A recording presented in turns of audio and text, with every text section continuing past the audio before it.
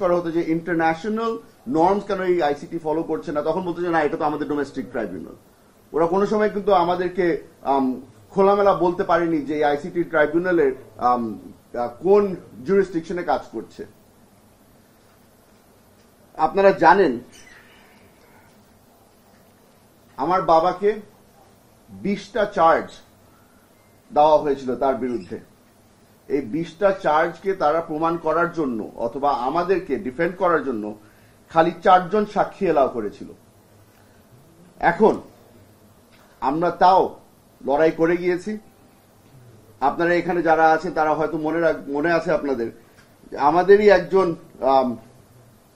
তৎকালীন একজন জজ, সে নিজে সাক্ষ্য দিতে আসতে চেয়েছিলেন। সে বলেছিলেন যে সালাউদ্দিন কাদের চৌধুরী তখন পাঞ্জাব ইউনিভার্সিটিতে তার সাথেই ছিলেন। সে নিজে আসতে পারেননি, তবে উনি তখনের জাস্টিস সিনহার কাছে সে পারমিশন চেয়েছিল যে যেহেতু আমি একজন সিটিং জাজ, আমি আপনার পারমিশন ছাড়া আমি এভিডেন্স দিতে যেতে পারি না, আপনি কি অনুমতি দিবেন কিনা। জাস্টিস সিনহা অনুমতি দেননি। আপনারা হয়তো জানেন, আপনাদের হয়তো মনে আছে, আব্বার কেস চলাকালীন ওই স্কাইপ কেলেঙ্কারিও কিন্তু বের হয়ে এসেছিল, যেখানে জাস্টিস নাসিমের নিজ গলায় আওয়াজেই শোনা যাচ্ছে উনি বলছেন যে সাকাকে যদি আমরা ফাঁসি দিয়ে দিতে পারি তাহলে আমার জন্য কিন্তু সুপ্রিম কোর্টের জায়গা খালি হয়ে আছে, ওখানে আমাকে জায়গা দিয়ে দিবে। আপনাদেরকে আরো একটা জিনিস মনে করিয়ে দিতে চাই, যেই দিন আব্বার রায় ঘোষণা দেওয়া হয় সেই দিন আমার বাবার হাতে রায় ছিল। সেই রায়টাও মিনিস্ট্রি থেকে বের হয়ে এসেছিল। তখন আমরা প্রমাণ করতে পারি আপনাদের কাছে, বাংলাদেশের মানুষের কাছে, যে রায়গুলি কিন্তু ট্রাইব্যুনালে লেখা হচ্ছিল না, রায়গুলি লেখা হচ্ছিল ল মিনিস্ট্রিতে। আমরা হয়তো অনেকগুলি এরকম আরো অনেক কিছু আপনাদেরকে বলতে পারবো যে কারণে এই ট্রাইব্যুনালটা বিতর্কিত ছিল অথবা এই জাস্টিস সিস্টেমটাই ধ্বংস হয়ে গিয়েছিল। তবে আপনাদেরকে আজকে যে কারণে আমরা ডেকেছি, আপনাদের কাছে হয়তো তখন জানি না আপনাদের কাছে ওই তথ্য কি বর্তমানে আছে নাকি না, কিন্তু আমরা কিন্তু একটা অ্যাপ্লিকেশন করেছিলাম ট্রাইব্যুনালের কাছে। আমরা একটা অ্যাপ্লিকেশন করেছিলাম যে কিছু 4 জন ব্যক্তি বাংলাদেশে আসতে চাচ্ছিলেন। তারা আমার বাবার ডিফেন্স উইটনেস হিসাবে বাংলাদেশে আসতে চেয়েছিলেন, তবে ট্রাইব্যুনাল সেটাও নাকচ করে দেয়। আপনাদেরকে আমি নামগুলি আজকে বলে দিতে চাই যারা ডিফেন্স উইটনেস হিসাবে আসতে চেয়েছিলেন। একজনের নাম মুনিব আরজমান খান, দ্বিতীয় আম্বর হারুন সৈগল, তৃতীয় ইসাক খান খাকওয়ানি, চতুর্থ রিয়াজ আহমেদ নুন। এই 4 জন ব্যক্তি পরবর্তীতে ইউটিউবের মাধ্যমে তারা কিন্তু নিজেরাও একটা ইউটিউব ভিডিও করে তাদের যে এভিডেন্স যেটা দিতে চেয়েছিলেন ওটা তারা অনলাইনে পাবলিশ করে দেন। এই ব্যক্তিগুলো প্রমাণ করতে চেয়েছিল, প্রমাণ করতে পারতেন যে আব্বা 1971 সালে পাঞ্জাব ইউনিভার্সিটিতে ভর্তি ছিলেন। আপনাদেরকে এই নামগুলি একটা কারণে বলছি। নতুন বাংলাদেশে এখন কিছু কিছু মানুষ সাহস দেখানো শুরু করেছে, কিছু কিছু মানুষ আমাদের সাথে যোগাযোগ করছে, তারা নিজেরাও প্রমাণ নিয়ে আসছে আমাদের কাছে। এগুলোর মধ্যে একটি বড় জিনিস আমাদের হাতে পৌঁছেছে, সেটা হচ্ছে গিয়ে আপনারা হয়তো যারা ডিজাইন, এলিগেন্স, বিউটি, সেরা পণ্য সবার জন্য জেভিকো। ফরেন মিনিস্ট্রি বিট কভার করেন, আপনারা হয়তো জানেন যে বাংলাদেশ ফরেন মিনিস্ট্রি তাদের বিদেশি দূত যেগুলি আছে সেখানে যখন মেসেজ পাঠানো হয় সেগুলাকে সাইফার বলা হয়। এই সাইফারগুলাকে বেশিরভাগ সময় কোডেড সিক্রেট থাকে। এইটারই একটা সাইফার মেসেজ আমাদের হাতে এসে পৌঁছেছে। এই সাইফার মেসেজের মধ্যে বলা আছে, এই 4 জনের নাম উল্লেখ করে বলা আছে যে কোনোভাবেই তাদেরকে যেন ভিসা না দেওয়া হয়। এই সাইফার মেসেজের মাধ্যমে প্রমাণ হচ্ছে যে আমাদের সাথে একটা খুব বড় অন্যায় হয়েছে আমার বাবাকে তারা কোনোভাবেই ফেয়ার জাস্টিসের কাছে ধীরেও আনতে পারলো না। আমার বাবাকে হত্যা করা হয়েছে, এটা একটা জুডিশিয়াল মার্ডার ছিল এবং এটার সাথে বাংলাদেশের আওয়ামী লীগ রেজিমের সরকার সরাসরি জড়িত ছিল। আমরা আপনাদেরকে বলে দিতে পারি যে এটা হয়তোবা বাংলাদেশের জন্য একটা খুব কালো দিন হয়ে দাঁড়াবে। আপনারা বুঝতে পারছেন যে সাক্ষীদেরকে বাংলাদেশে না আসতে দেওয়া, একটা মানুষকে তারপরে ডিফেন্স ঠিক মতো না দিতে দেওয়া কত বড় একটা অনিয়ম হয়েছিল। আমরা আজকে আপনাদেরকে এখানে এনেছি কারণ আমরা আহ্বান করতে চাই, আমরা জানিয়ে দিতে চাই আপনাদেরকে যে আমরা বর্তমান ফরেন মিনিস্ট্রিকে একটা লিগ্যাল নোটিশ পাঠাচ্ছি। আমরা তাদের কাছে অনুরোধ করছি, তাদের কাছে আমরা ডিমান্ড করছি যে এই সাইফার মেসেজগুলোকে ডিক্লাসিফাই করে দেওয়া হোক। এই সাইফার মেসেজ আমার বাবার ট্রায়ালের সাথে যতগুলি সাইফার মেসেজ জড়িত আছে প্রতিটাকে যেন ডিক্লাসিফাই করে দেওয়া হয় এবং সেগুলো যেন আমাদের কাছে হস্তান্তর করা হয়। আমরা আশা করি আপনারা যারা এখানে আছেন, যারা ন্যায় বিচারের জন্য লড়াই করতে রাজি আছেন, আপনারা আমাদের সহযোগিতা করবেন। আমরা শেষে আরেকটা জিনিস এই সরকারের থেকে চাচ্ছি, আমরা চাই যে এই সাইফার মেসেজ অথবা এই অনিয়ম এটার সাথে যারা যারা জড়িত ছিল, আওয়ামী লীগের ফরেন মিনিস্ট্রির মধ্যে যারা যারা জড়িত ছিল তাদের সকলের নাম যেন বর্তমান সরকার প্রকাশ করে। আবারও বলছি, এই কাজের মধ্যে এটা অনেক বড় একটা কাজে আমরা উদ্যোগ নিয়েছি, আপনাদের সহযোগিতা আমরা কামনা করছি। আশা করি আপনারা আমাদের পাশে দাঁড়াবেন। এগুলি আমরা মিডিয়া ট্রায়ালের জন্য করছি না, আমাদের কাছে অলরেডি যেই এভিডেন্স আছে এই এভিডেন্স নিয়ে আমরা সরাসরি কিন্তু আবার হাইকোর্টে যেতে পারি। কিন্তু আমরা চাচ্ছি যে আমরা এই সরকার এবং এই বর্তমান জুডিশিয়ারিকে সম্মান দেখিয়ে তাদের সহযোগিতা নিয়েই আমরা আবার কোর্টে যাব। আশা করি আমরা প্রমাণ করতে পারবো যে সালাউদ্দিন কাদের চৌধুরী নির্দোষ ছিল এবং তাকে জুডিশিয়াল মার্ডার করা হয়েছে। আপনারা এখানে এসেছেন, আপনাদের সকলকে ধন্যবাদ জানাচ্ছি। আমার ফ্যামিলি হয়তো কিছু কথা বলবে, আর অথবা আপনাদের যদি কোনো প্রশ্ন থেকে থাকে আপনারা করতে পারেন।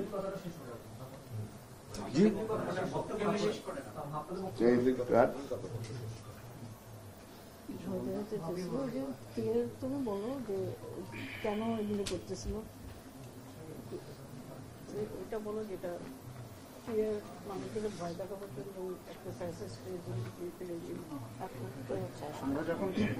আমরা যখন বিভিন্ন বিভিন্ন দূতাবাসে যখন আমরা যখন দৌড়াচ্ছিলাম আব্বার জন্য, আমরা যখন তার জীবনটা বাঁচাবার জন্য যখন আমরা লড়াই করছিলাম, তখন বিদেশিরাও কিন্তু তারা জানতো, বিদেশিরাও আমাদেরকে এটা বলেছিল যে ট্রাইব্যুনালটা করেছে একটা শো করবার জন্য, এটা বিদেশিরাও কিন্তু তখন জানতো, কিন্তু ওটা তারা ওপেনলি আমাদেরকে তখন বলতে পারেনি। এবং আমরা তখন তাদের মুখেই আমরা তখন শুনেছিলাম যে এই ট্রাইব্যুনালটা তখন করা হয়েছিল খুন করবার জন্য, জাস্ট একটা জিনিস প্রমাণ করার জন্য যে শেখ হাসিনা খুন করতে পারে। এটাই কিন্তু আমার বাবাকে ফাঁসি দিয়ে, বাকি জনদেরকে ফাঁসি দিয়ে একটা জিনিস তখনই তার যে ক্ষমতা, সে তখন ভয়, যেটা ভয় ভীতি দিয়ে সে যেটা সবাইকে চালাতে পারত, সেই জিনিসটা সে প্রমাণ করতে পেরেছে এবং সেটাই সে করতে পেরেছে গত 15 বছর ধরে। আপনারা এখন সবাই জানেন যে শেখ হাসিনা যে খুন করতে পারে, এখন এটা 18 কোটি মানুষ সবাই জানে, কিন্তু তখন সে যেটা করেছিল তা আমরাই তখন বুঝেছি যে এই ক্ষমতাটা তার আছে। আব্বা ছিল সেখানে একটা ভিকটিম কোলাটেরাল ড্যামেজ, তাকে খুন করে শেখ হাসিনা চিরদিন ক্ষমতায় থাকতে চেয়েছিল, এটাই ছিল তার নিয়ম।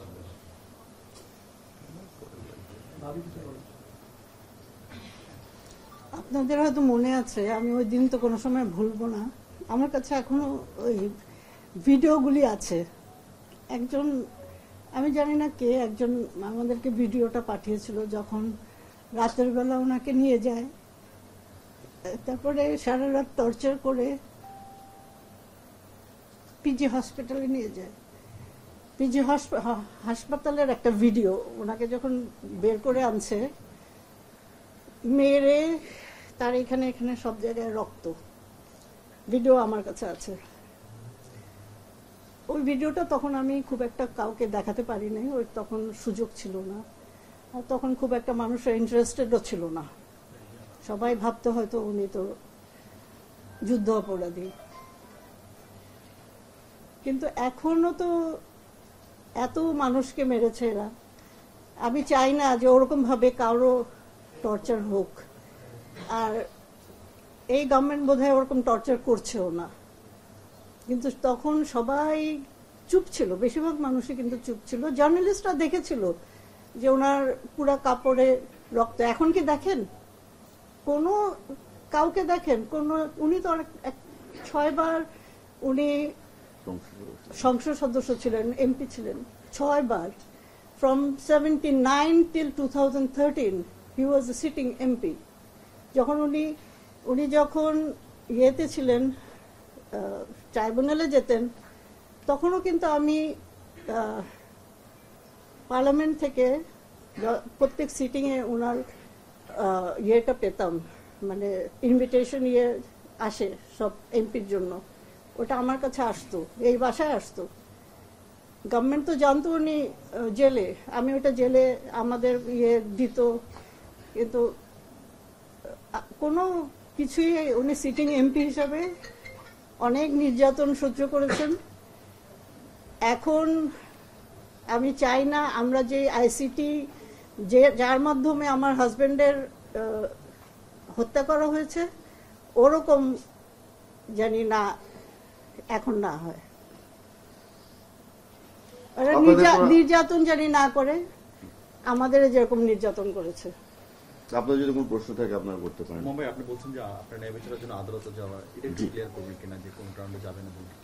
যেহেতু একটা নতুন এভিডেন্স এসেছে আর অবস্ট্রাকশন অফ জাস্টিস যেহেতু হয়েছে আমাদের সাথে, এটা আমরা আইনজীবীদের সাথে আলাপ করেছি যে এটা কিন্তু একটা গ্রাউন্ডস ক্লিয়ার করে দেয়। আমরা রিটের মাধ্যমে হয়তো ইনশাল্লাহ আমরা কোর্টে যেতে পারবো। আশা করছি যে এটা সিদ্ধান্তটা আমরা ফাইনালাইজ করে, অন্তত আমরা যদি সরকারের সহযোগিতাটা পাই, এগুলো যদি ডিক্লাসিফাই হয়ে যায়, তাহলে ওই এভিডেন্সটা নিয়েই আমরা আবার কোর্টে যাব। আপনাকে পুরো বিচারিক প্রক্রিয়াকে আসলে প্রশ্নবিদ্ধ করছেন কিনা, যে এর আগে আপনার সালাউদ্দিন কাদের চৌধুরীর সঙ্গে আরো অনেককে ফাঁসি দেওয়া হয়েছে, সেসব বিষয় নিয়ে আপনাদের কোনো মন্তব্য রয়েছে কিনা? দেখেন, এই ট্রাইব্যুনালটা যে বিতর্কিত ছিল, এটা বোধহয় বাংলাদেশ না পুরো বিশ্বই জানে। তবে আমরা যেহেতু আমরা কেস স্পেসিফিক ভাবে আমাদের কোর্টে যেতে হচ্ছে, সেই জন্য আমরা এই এভিডেন্সটা নিয়েই কোর্টে যাচ্ছি। তবে আমি আপনাদেরকে বলে দিতে পারি যে হ্যাঁ, এই ট্রাইব্যুনালটা একটা কন্ট্রোভার্সিয়াল ট্রাইব্যুনাল ছিল। আমরা অনেক চেষ্টা করেছি তখন কমব্যাট করতে, তখন আমরা ওই সুযোগ ছিল না, কারণ পুরা সরকার ওটাকে প্রোটেক্ট করে রেখেছিল। বর্তমানে আমরা আশা করছি যে সরকার আমাদেরকে সহযোগিতা করবে, এভিডেন্সগুলো আমাদেরকে যদি ঠিক মতো দিয়ে দিতে পারে। আমরা ওই চেইন অফ এভিডেন্সটা আমরা মেনটেন করতে চাই। সেই জন্যই আমরা যদি চেতাম এই কাগজ নিয়ে, কিন্তু আমরা অলরেডি হয়তো বা কোর্টে চলে যেতে পারতাম, কিন্তু আমরা ওভাবে যেতে চাচ্ছি না। আমরা চাই যে যেভাবে একটা ফর্মালিটি যেটা মেনটেন করতে হয়, ওই ফর্মালিটি মেনটেন করেই আমরা কোর্টে যাব। সেই সময় আপনার বাবার বিরুদ্ধে যারা সাক্ষী ছিলেন, তাদের পরিবারের সঙ্গে আপনারা এই পরিস্থিতির কথা বলেছেন কিনা? তারা কোন পরিস্থিতি বিবেচনা করে তখন আসলে তারা বাবার বিরুদ্ধে সাক্ষী দিয়েছিল? তো আমরা অনেকজনের সাথে আলাপ করেছি, আপনাদেরকে বলে দিতে পারি যে অনেকজনে বলেছে যে আমাদেরকে অনেকদিন ট্রেনিং দেওয়া হয়েছিল, আমাদেরকে অনেকদিন টর্চারিং করা হয়েছিল, আমাদেরকে প্রেশার দেওয়া হয়েছিল, এভাবে করে আমরা সাক্ষী দিতে গিয়েছি। দেখেন, একটা জিনিস বলে দিতে চাই, বাংলাদেশ অনেক কিছু সহ্য করে এসেছে। আমরা আবার তাদের সাথে যোগাযোগ করে তাদেরকে আবার নতুন করে ট্রমাটাইজ করে ওটার মধ্যে আমরা যেতে চাচ্ছি না। আমরা যেটা চাচ্ছি যে আমাদের কাছে বর্তমানে যে কাগজগুলি আছে ওগুলা নিয়ে আমরা সরাসরি কোর্টে যাব।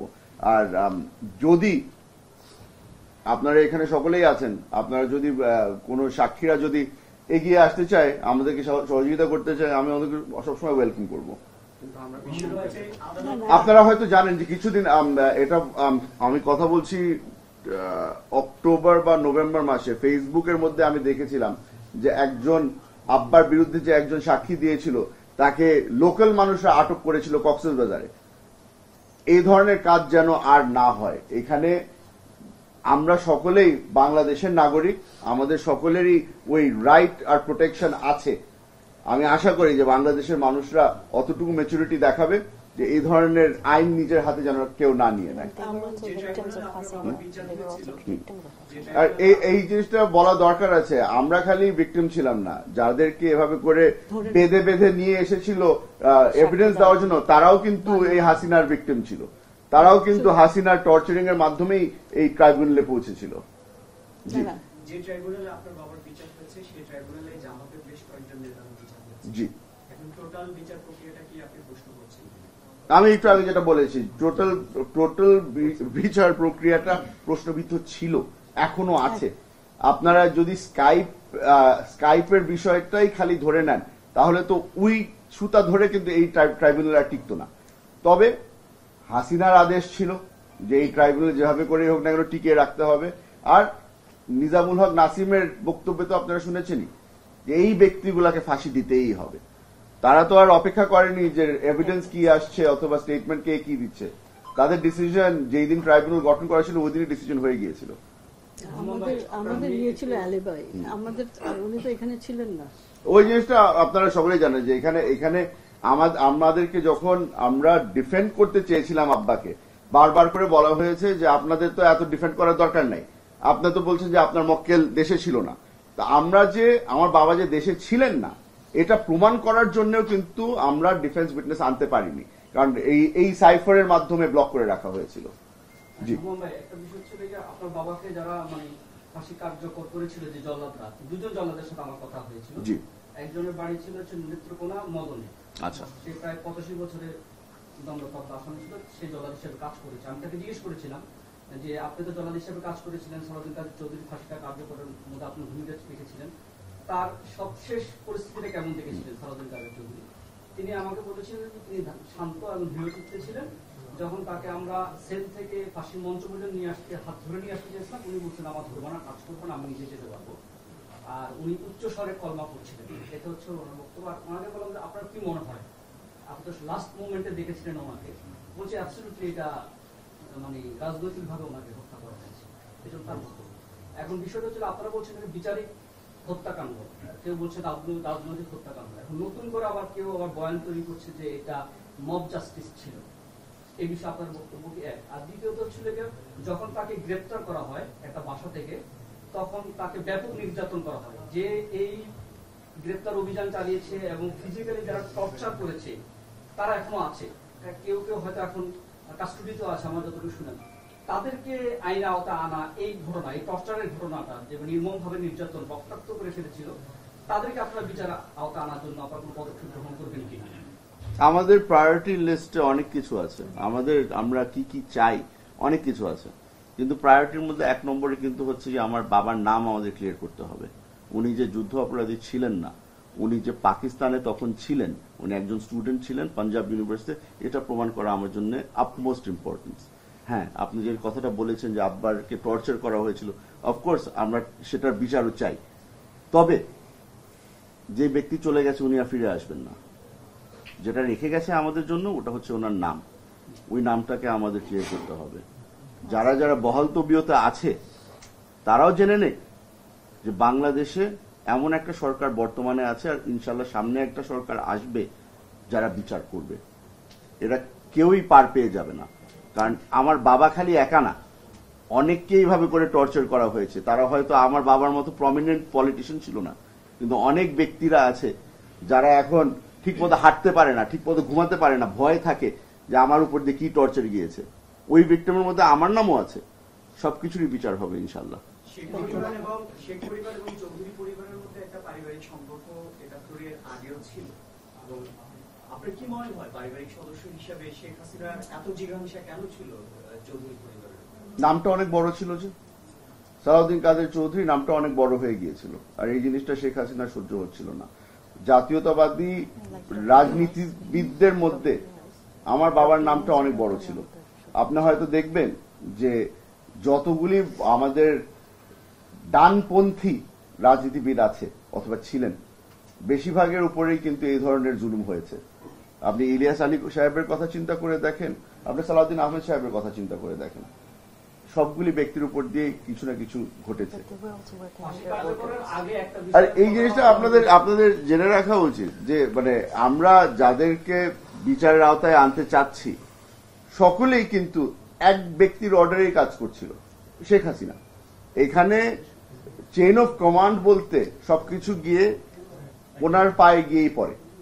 তো আমাদের সবার ইচ্ছা, আমাদের সবার বিশ্বাস যে একদিন না একদিন শেখ হাসিনার বিচার হবে। সেই জিনিসটাই বাংলাদেশের মানুষ তাকিয়ে আছে ওটার জন্য। আপনার পরিবারের অনেক স্বজন তখন সরকারি ছিল, অনেক বড় বড় জায়গায়। তাদের ভূমিকাটা আসলে 2015 সালে যখন আপনার বাবাকে ফাঁসি দেওয়া হয়, তখন তাদের ভূমিকাটা আসলে কি ছিল আপনাদের সাথে? আমি একটু সংশোধন করে দিই। আমার বাবার অনেক আত্মীয় আওয়ামী লীগ সরকারেও ছিল, আমার বাবার আমার মায়ের অনেক আত্মীয় বর্তমান সরকারেও আছে। আমার পরিবার অনেক বড়, কোন সরকার পার পায় নাই যেখানে আমার পরিবারের সদস্য নেই। আমরা কোনো সময় কারো কাছে ভিক্ষা চাইতে যাইনি। আমরা সবসময় গিয়ে বলেছিলাম যেটা ন্যায় সেটার পক্ষে যেন তারা দাঁড়ায়। অনেকেই চেষ্টা করেছিল, এখানে আমি আপনাদের সকলের সামনে বলে দিতে চাই, এখানে আমার আত্মীয় স্বজন যারা ছিল সকলেই চেষ্টা করেছে, কিন্তু ওই যে শেখ হাসিনা তার সামনে কিছুই টিকে না। এখানে আপনার বর্তমান যে কাঠগড়ায় দাঁড়ানোর কথা শেখ হাসিনা, তার আশেপাশের ব্যক্তিরাও কিন্তু আমার বাবার জন্য গিয়ে সাক্ষী দিয়ে এসেছিল। তাদেরও হয় পরের দিকে দরজা বন্ধ হয়ে গেল, তাদেরকেও হেনস্থা করা হলো। তো এই জিনিসটা কিন্তু আপনাদের মাথায় রাখতে হবে যে কার সাথে আপনারা ডিল করছিলেন। তখন এখানে আপনারা সাংবাদিকরা যারা আছেন, আজকে আপনারা সকলে এখানে আসতে পেরেছেন, ওই সময় যদি আপনারা এখানে আসতেন, বাইর হওয়ার সাথে সাথে হয়তো বা ডিজিএফআই আপনাদেরকে তুলে নিয়ে যেত। ওই ধরনের সিচুয়েশনে আমরা ছিলাম। বাংলাদেশ অনেকটাই পরিবর্তন হয়েছে। আশা করছি যে এখন আমরা একটা সুযোগ পেয়েছি ন্যায় বিচার পাওয়ার জন্য।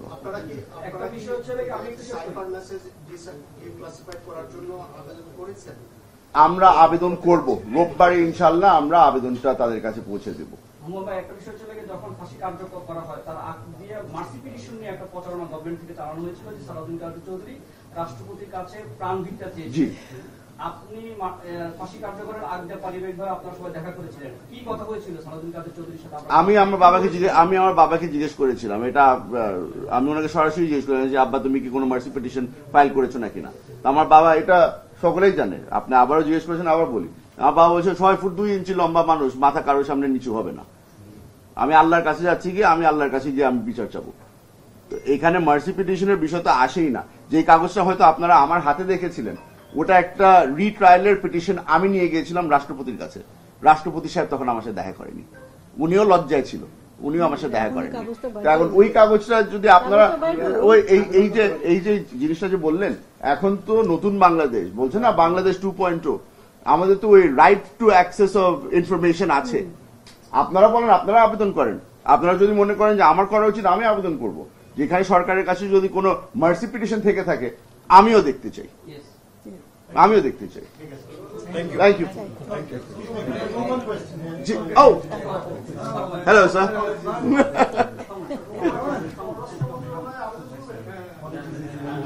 স্যার একটু জায়গা করে দেবেন। Yes.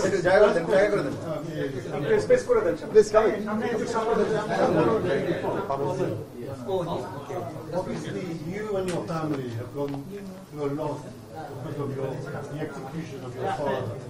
And I'm interested to know what is your personal views about the death penalty in Bangladesh, and secondly, whether you think, sorry, and as part of that same question, whether you think the government should change the law so the death penalty is not available at the International Crimes Tribunal. First question. The second question is, clearly there were a lot of killings in July and August, and accountability is required for those who are responsible.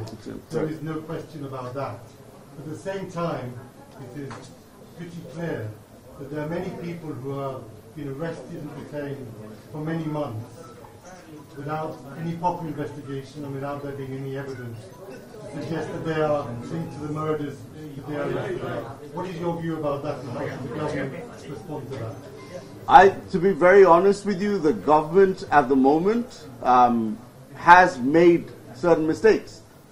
But at the same time, to keep the peace in Bangladesh, they had to come down with a strong fist.